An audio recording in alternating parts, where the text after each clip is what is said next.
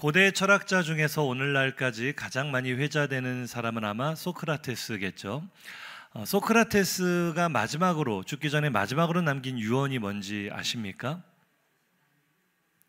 악법도 법이다 이렇게 알려져 있는데 잘못 알려진 것이고요. 실제 유언은요, 정답은 땡땡땡땡을 빚졌다. 한번 맞춰보시겠습니까? 이 네 글자예요. 네 글자 안에 들어갈 게 뭘까? 내가 땡땡땡땡을 빚졌다. 정답 아시는 분? 5천만 원. 내가 5천만 원을 빚졌다. 그런데 금액이 아니고요. 힌트를 좀 드리자면 짐승입니다. 가축이에요. 가축. 조금 더 힌트를 주면 한 마리예요. 한 마리. 조금 더 힌트를 드리면은 칼국수 하면 뭐가 떠오를 텐데요. 칼국수? 땡땡땡땡 뭐 한 마리? 그렇죠. 닭 한 마리. 칼국수. 소크라테스의 실제 마지막 유언은 내가 닭 한 마리를 빚졌다라고 합니다. 이게 무슨 의미일까 좀 궁금한데 소크라테스에 대해 비교적 최근에 출간된 책 제목이 좀 힌트를 주는 것 같아요. 책 제목이 이렇습니다. 소크라테스의 유언은 유머였다.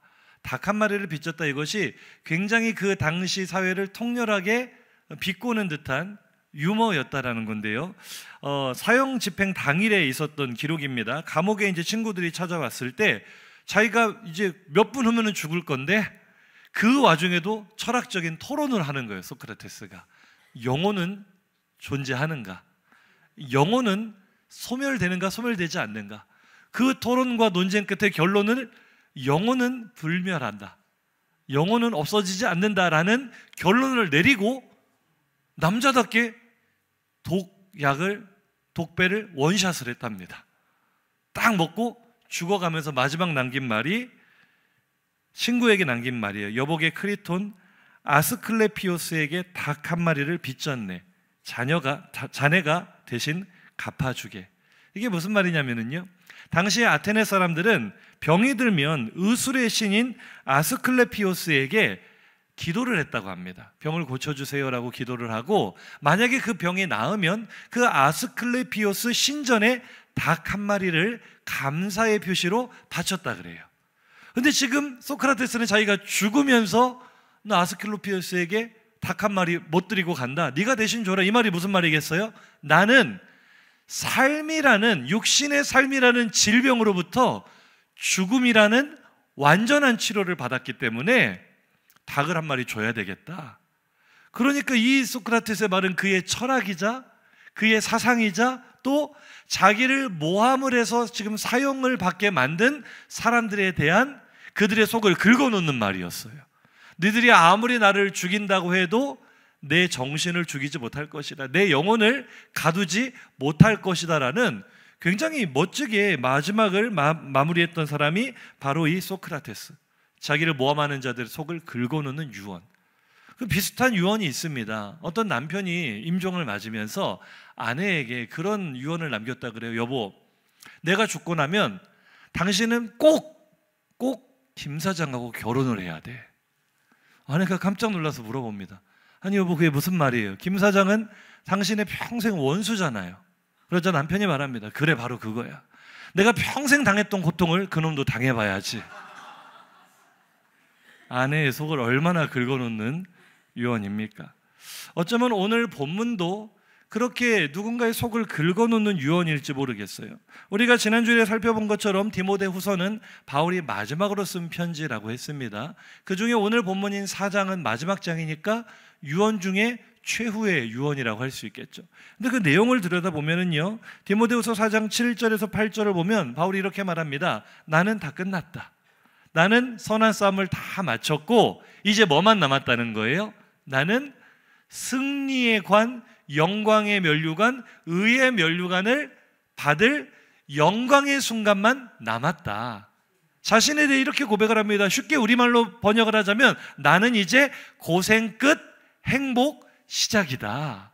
여기까지는 좋아요. 그런데 그 다음 5절을 보면은요, 그러나 디모데야, 너는 아니다. 나는 끝났는데 너는 아직 멀었다. 너는 더 많이 고생 좀 해야 되겠다. 나는 간다, 잘 있어라, 고생해라. 여러분이 디모데라면 속이 긁히겠어요, 안 긁히겠어요?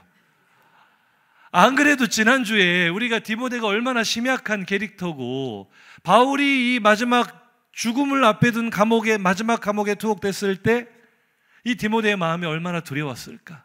교회는 혼란스럽죠. 성도들은 날마다 도망가죠. 로마는 눈에 불을 켜고 성도들을 찾아서 감옥에 가두고 순교하는 성도들이 늘어나고 있죠. 이렇게 마음이 힘들고 두려움에 사로잡혀 있는 디모데에게 위로가 아니라 마지막까지 속을 무심하게 긁어놓는 이런 유언일까? 우리가 한번 생각을 해봐야 되겠어요. 지난주에 우리는 분명히 이 디모데를 향한 바울의 마지막 편지가 위로라는 것을 살펴봤습니다. 디모데야, 너는 내 아들이니까 할 수 있어. 디모데야, 아무리 힘들고 어려워도 너는 하나님이 택하신 하나님의 아들이니까 고난을 견딜 수 있어. 우리는 은혜 받은 줄로 믿습니다. 그런데 오늘 마지막에 와서 다시 그 원점으로 돌아갔어요. 지난주에 위로가 무색할 만큼, 그런데 너 그래도 끝까지 충성해야지. 마지막까지 디모데를 겁박하면서 말이죠. 너도 나처럼 의의 면류관 받고 싶어? 너도 나처럼 승리의 면류관을 받고 싶어? 그러면 너 죽도록 충성해야 돼. 너 그 정도로는 안 되고 목숨 걸고 충성해야 돼. 그렇게 거듭 강조하는 내용일까? 오늘 본문을요, 표면적으로만 보면 꼭 그렇게 들려요. 1절과 2절을 보시면은요, 바울이 다른 때와 다르게 굉장히 강한 워딩을 사용을 합니다. 그냥 예수님 앞에서 내가 너에게 명령한다 이렇게 말하지 않고요, 우리 주님이 심판하시는 주님이다라는 것을 강조해서 심판하실 예수님 앞에서 내가 너에게 그냥 명령도 아니에요, 엄하게 명령한다, 강력하게 명령한다. 그러면서 이제 명령의 내용이 쭉 나오는 거예요. 말씀을 전파해야 된다, 항상 힘써야 된다, 그 다음 계속해서 많은 명령이 나와요. 그러니까 이 내용을 우리가 표면적으로만 받아들이게 되면 무슨 얘기예요? 왜 그렇게 심각하게 예수님이라고 안 하고 심판하실 예수님, 그냥 명령도 아니고 엄한 명령, 이런 표현을 썼을까? 이게 어떻게 들리겠어요? 표면적으로 받아들인다면 너 이 명령은 반드시 지켜야 되는 명령이야. 만약에 이 명령을 지키지 않는다면 어떻게 된다는 거예요? 바울처럼 승리의 면류관을 얻는 것이 아니라 심판을 받을 것이다. 이거는 유언이라기보다는 협박 아닙니까? 설교는 듣고 계십니까? 협박이죠, 협박. 그러니까 이 경고나 위협으로 들리는 이 말씀이 디모데에게 얼마나 상처가 되겠어요. 안 그래도 힘든데, 아니 내가 힘들어서 나도 도망갈까 고민이 되는데 죽도록 충성해야 된다고? 그것도 그냥 권유나 위로가 아니라 충성 안 하면 너는 심판을 받는다고? 누가 충성하고 싶겠어요? 하지만 무섭죠. 아, 내가 충성하지 않으면 나 하나님 앞에 가서 심판받겠구나. 이게 약 2000년 전 디모데의 심정이 아니라 사실 오늘 우리의 심정일 때가 많아요. 이미 마음은 완전히 번아웃돼서 예배를 드려도 감사가 없고 감격이 없고 느낌이 없는데 그래도 하는 일을 계속 한다는 거죠. 해오던 일을 열심히 최선을 다해 섬긴다는 거죠. 그런데 그 내면을 들여다보면 이유가 이거예요. 심판받기 싫으니까. 죽어서 하나님께 책망받으면 안 되니까. 그러니까 우리의 충성, 오늘 나의 이야기는 한번 들어보세요. 이 심판받지 않기 위해 내가 충성하고 있지는 않은가? 내세 천국만, 내가 죽어서 갈 천국만 바라보며 오늘은 그냥 억지로 버텨내고 있는 신앙은 아닌가? 우리의 삶과 믿음을 돌아본다면 과연 그것이 의의 면류관을 받기에 합당한 믿음인가 생각을 해봐야 되겠죠. 옆 사람 보고 인사하시겠습니다. 그대의 믿음은 어떻습니까? 그러니까 오늘 이 지금까지 살펴본 것처럼 표면적으로 심판하실 예수님 앞에야 엄한 명령이야, 너 지킬래 안 지킬래 이렇게 받아들인다면 우리가 딱 그 결론에 이르게 돼요. 아, 힘들어도 무조건 충성해야 되는구나, 못하겠지만 무조건 버텨야 되는구나. 이유는 뭐예요?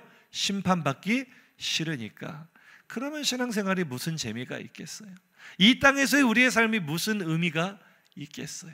그런데 그렇게 몰아가는 잘못된 왜곡된 복음을 전하는 사람들도 있어요. 이 땅에서의 삶은 천국 가면 아무 소용도 없는 거니까 이 땅에서는 더 고생만 하고 더 피 흘리기까지 싸움만 하고 죽도록 충성하다가 천국 가서 영광을 누려라. 여러분, 반쪽짜리 복음입니다. 진짜 복음은요, 오늘 내가 예수와 동행하며 광야 같은 현실에서도 하나님의 나라를 누리며 사는 것이 진짜 복음입니다. 그러니 오늘 우리가 이 디모데후서의 내용을 그렇게 오해해서 읽으면 안 된다는 거예요. 심판받기 싫어서 충성하자, 혼나면 안 되니까 봉사하자, 이게 아니고요. 바울이 마지막으로 자기의 사랑하는 아들 디모데에게 남기고 싶었던 그 말이 무엇이었을까? 다시 본문으로 돌아와서 디모데후서를 다시 읽어야 돼요. 새롭게 읽어야 돼요. 자신의 생의 마지막 순간, 내가 오늘 죽을지 내일 죽을지 이 목숨이 경각에 달렸던 바울이 마지막으로 바라는 간절한 기대와 소망이 무엇이었을까 한번 생각을 해보겠습니다. 바울은 지금 자기가 곧 죽을 것이라는 것을 느끼고 있어요. 직감하고 있어요. 그래서 이 편지 4장의 이제 마지막 부분의 내용을 보면, 우리 지난주 다니엘 기도에서도 충현교회 한규삼 목사님이 그렇게 디모데후서를 해석을 해주셨어요. 디모데후서의 바울의 진짜 본심은 디모데를 빨리 보고 싶다. 디모데야, 너는 내게 빨리 와라. 이게 바울의 진짜 소망이거든요. 얼굴 보고 이야기하고 싶은 거예요. 그런데 그렇게 되지 않을 가능성이 높다는 걸 이미 직감을 하고 있어요. 그래서 디모데가 오지 못할 때를 대비해서 자기가 얼굴 보고 해주고 싶은 말을 편지에 다 써놨다는 거죠.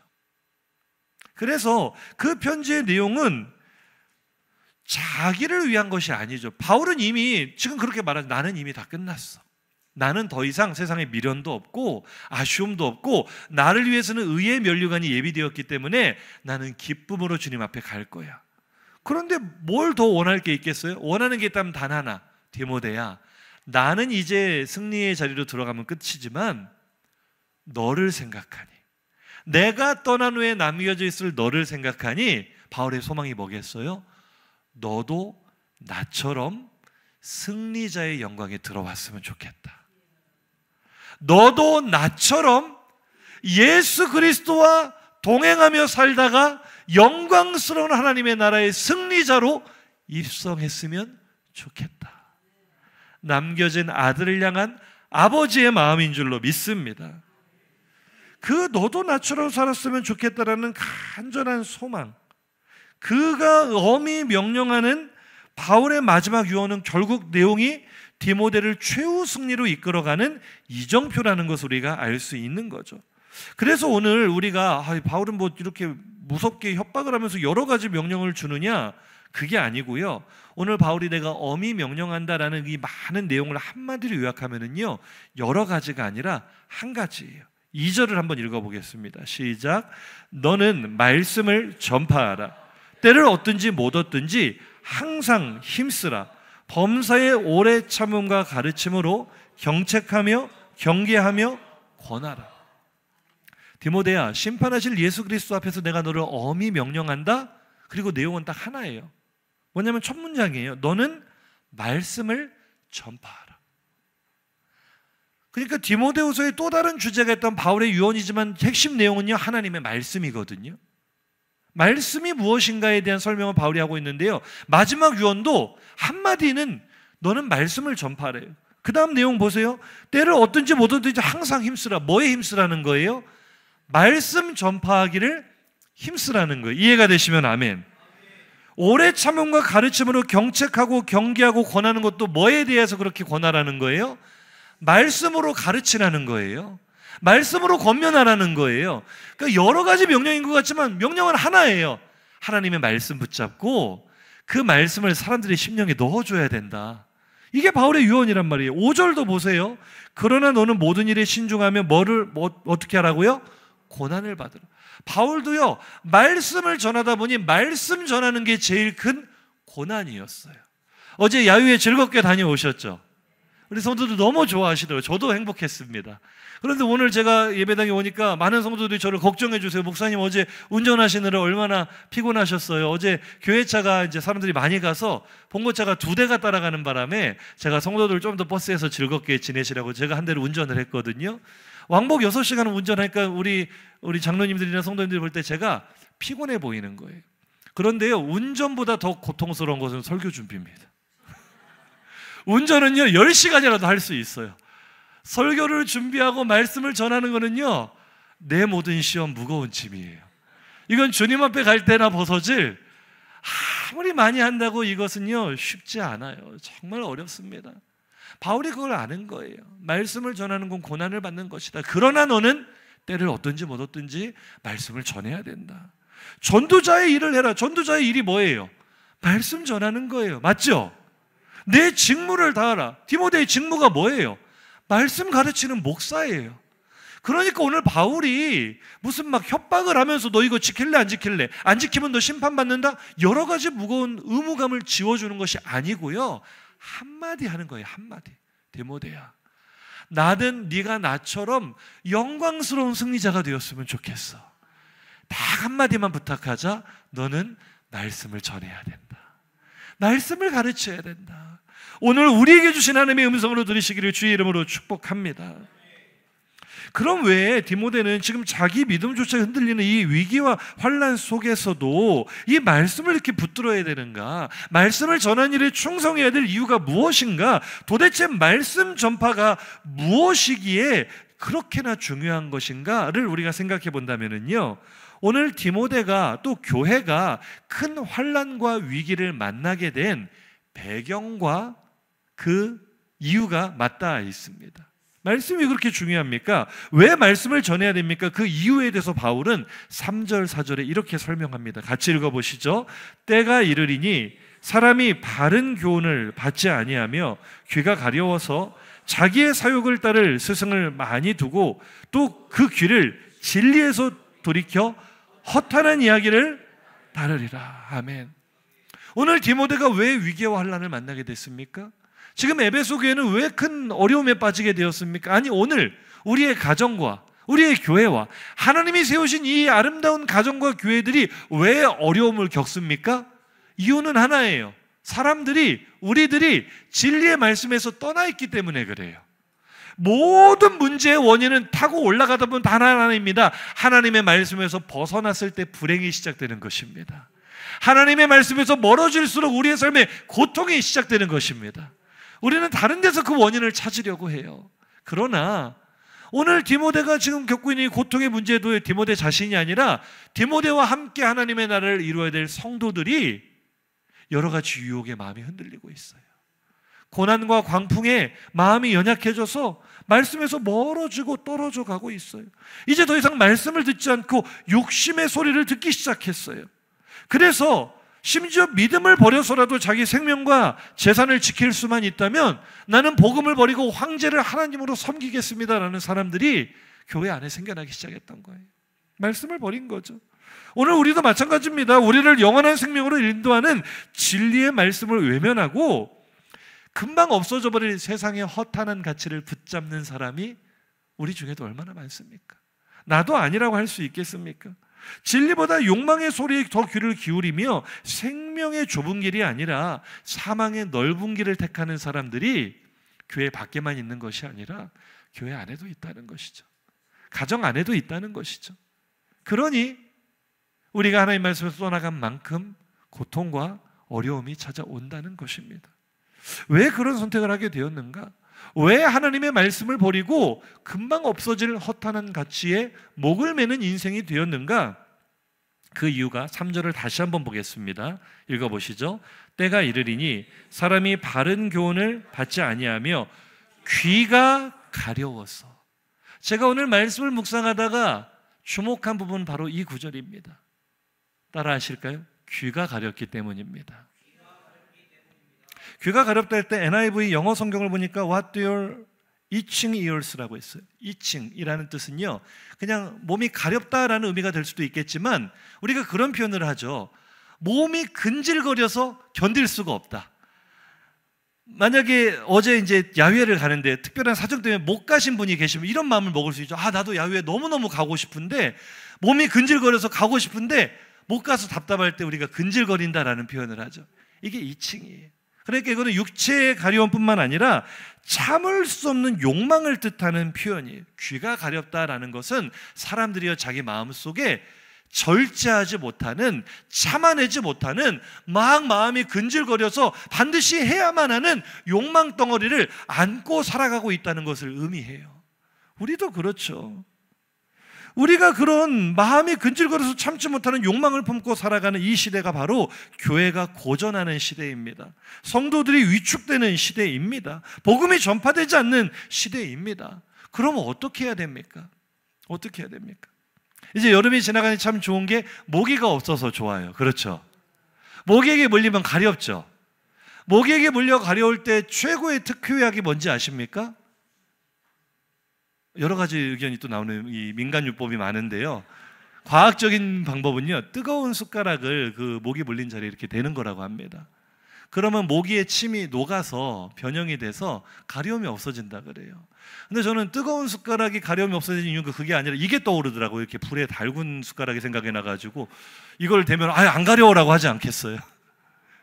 그래서 이런 극단적인 방법 말고 우리 전통적인 방법으로 십자가를 의지하는 방법이 있잖아요. 예수의 흔적으로 이 모기의 가려움을 눌러놔도 가려움이 없어져요, 안 없어져요? 안 없어지죠. 따라하시죠. 가려우면 긁어야 합니다. 뭘 어떻게 해요? 긁어야죠. 그래서 오늘 귀가 가렵다라고 헬라어 원문을 보니까 크네도라는 단어를 썼는데요, 이 크네도는 두 가지 뜻을 동시에 가지고 있어요. 가렵게 하다라는 수동태의 표현이 있고요, 긁다, 핥히다라는 능동태의 표현도 있어요. 그러니까 이 크네도, 귀가 가렵다라는 것은 귀가 가려우면 긁어줘라라는 하나님의 명령인 줄로 믿습니다. 요즘 젊은 친구들을 한 글자로 가장 기분 나쁘게 하는 단어가 뭔지 아세요? 바로 이 단어입니다. 보여주세요. 이 한 글자 쓰면은요 굉장히 기분 나빠합니다. 이게 무슨 뜻이냐면은요, 우리가 기분이 나쁘거나 자존심이 상했을 때 요즘 젊은 친구들은 내가 긁혔어 라고 말합니다. 긁혔어. 그러니까 다른 사람의 기분을 상하게 하거나 자극할 때 긁다라는 표현을 쓰잖아요. 그러니까 일부러 다른 사람의 속을 뒤집는 말을 해놓고 나서 긁혔어? 라고 물어보면 기분이 어떠겠어요? 기분 진짜 안 좋아요. 그런데 그 긁혔어 세 글자도 길어서 한 글자로 사진 보여줬어요. 긁하면은 기분 진짜 나쁘거든요. 그러니까 제 아내가 가끔 저한테 물어봐요. 왜 자꾸 그런 질문을 하는지 모르겠는데, 여보 나 요즘 좀 살이 많이 찐 것 같지 않아? 그러면 우리 남편들 정답이 뭡니까? 사실은 중요하지 않아요. 말이 중요해요. 아니야 여보, 어디 살이 쪘다 그래. 당신은 언제나 날씬해. 이렇게 말해야 되지 않겠어요? 근데 이렇게 또 이 못된 남편들은요, 좀 찐 것 같네. 당신 살쪘어. 조절 좀 해. 기분이 안 좋아요. 그 옆에다 대가지고 그날 저녁 못 먹는 겁니다. 베란다에서 자야 될 수도 있습니다. 이 세상의 소리, 욕망의 소리에 우리의 마음이 살랑살랑 흔들릴 때요, 우리의 귀가 세상의 헛된 욕심으로 귀가 간질간질 가려울 때요, 그런 우리를 제대로 긁어놓는 소리는 바로 진리의 복음인 줄로 믿습니다. 자기 욕망대로 살아가는 사람들에게 복음은 긁히는 말씀이라는 사실을 기억하시기 바랍니다. 그런데요, 불신자의 이야기가 아니라 지금 우리 이야기를 하고 있는 거예요. 우리 이야기. 옆 사람 보고 한번 인사하겠습니다. 오늘 말씀에 긁히셨습니까? 우리가 말씀에 긁힐 때가 많아요. 말씀에 불편할 때가 많아요. 그런데 그게 정상이에요. 성령께서 작동하고 성령께서 역사하고 계시는 성령의 일하심인 줄로 믿습니다. 말씀을 듣고 마음이 불편해진다는 것, 말씀에 마음이 긁힌다는 것은 굉장한 은혜입니다. 그런데 우리는 긁히는 그 말씀을 싫어하죠. 예를 들어볼까요? 다음 주일이 추수감사주일입니다. 우리 1년을 결산하는 주일이라고 제가 누차 이야기를 하고, 특별히 우리 교회는 이 다음 세대들부터 절기를 특별하게 지키는데 온 힘을 다 쏟고 있죠.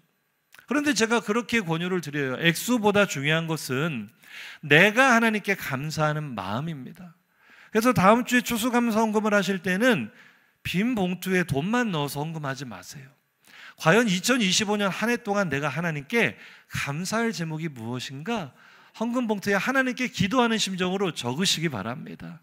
올라오실 때 보면 게시판에 우리 청년들이 감사나무를 만들어 놨어요. 그 감사 열매에도 내 감사의 제목을 적어서 자석으로 그 나무의 열매를 달아주세요. 감사 열매가 주렁주렁 맺히는 화평교회 되기를 축복합니다. 그리고 내 평생에 한 번도 해보지 않은 감사를 좀 해보세요. 절기헌금을 액수를 정해놓고 하는 분들이 계세요. 평생 이 헌금 액수가 5만 원, 10만 원을 못 넘어가는 분들이 계세요.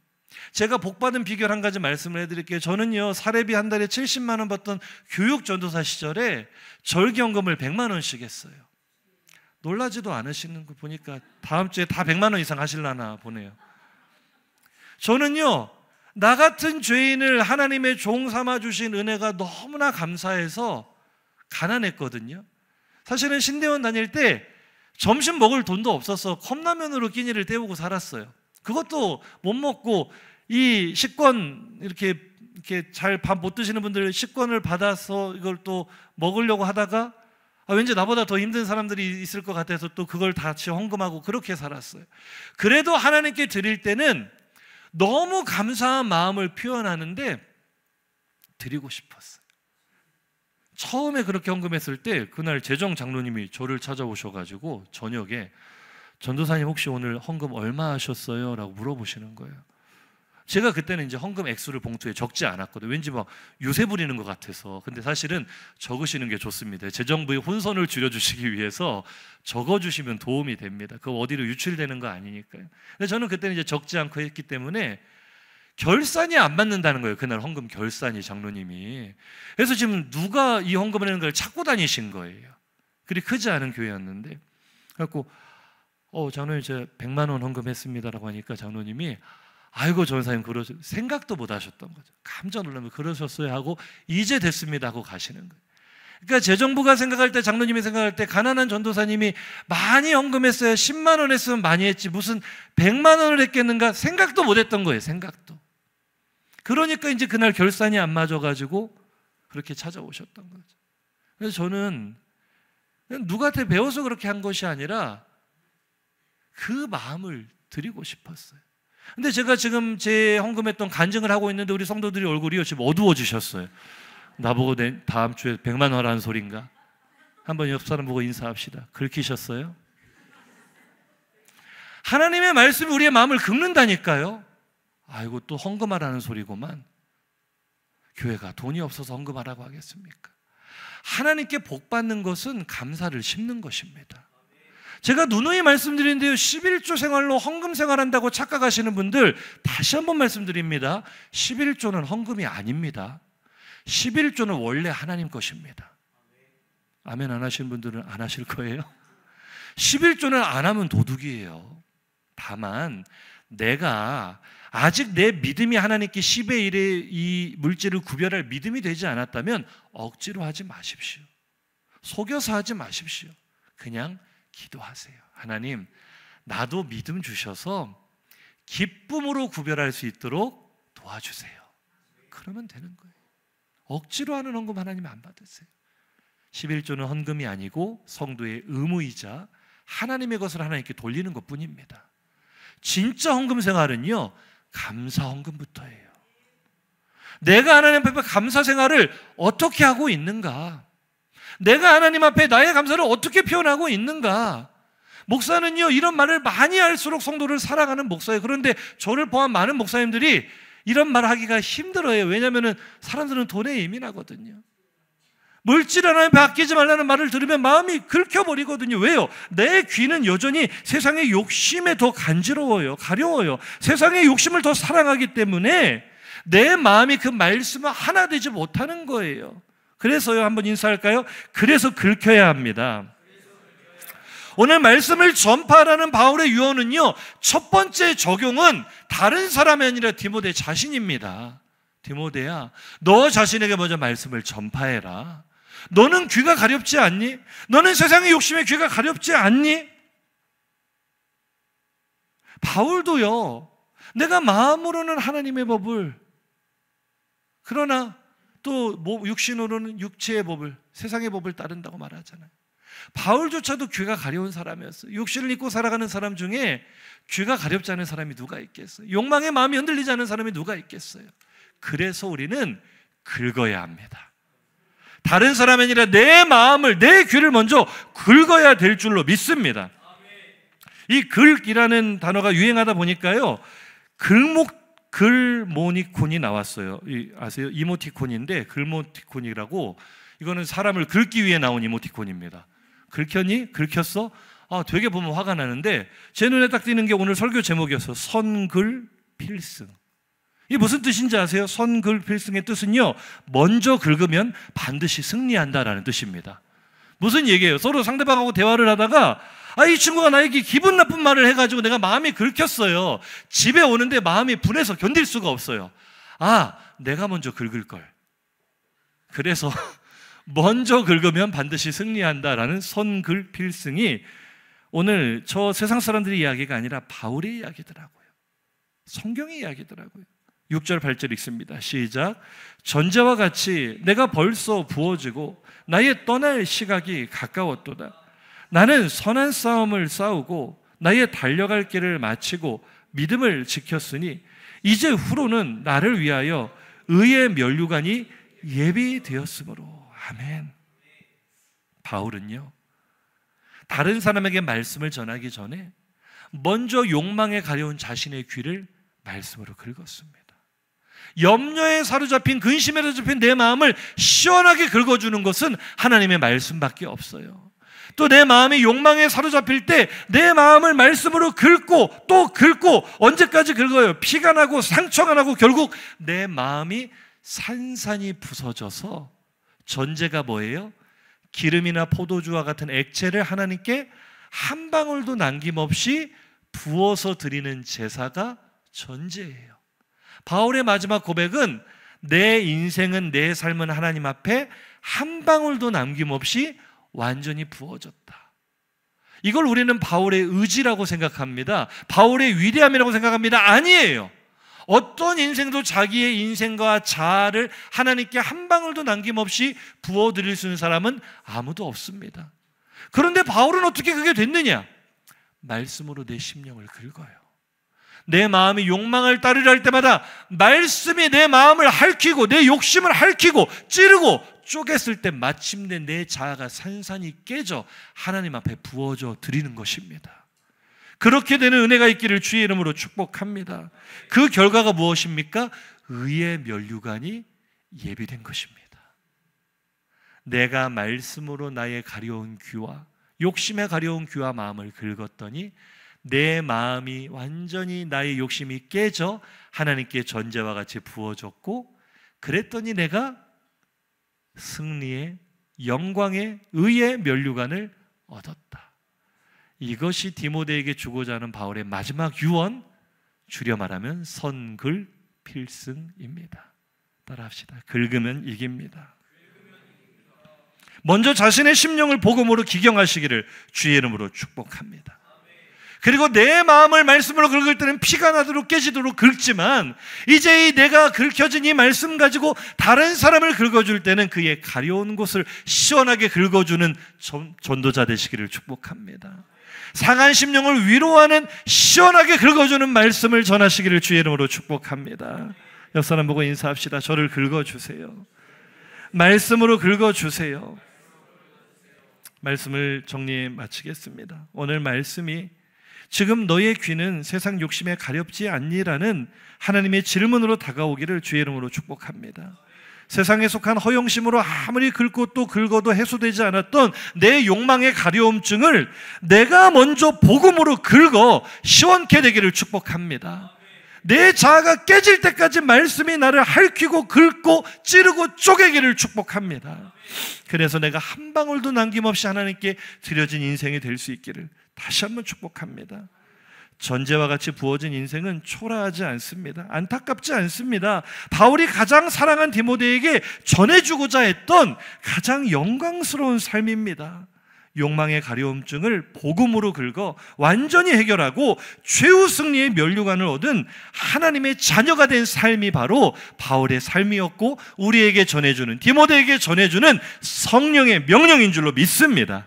오늘 말씀을 꼭 새기시고 내가 복음에 긁혀 말씀에 부딪혀 시원하게 깨지는 그런 향유 옥합 되기를, 주님 앞에 완전히 부어지는 전제가 되시기를 예수 이름으로 축복합니다.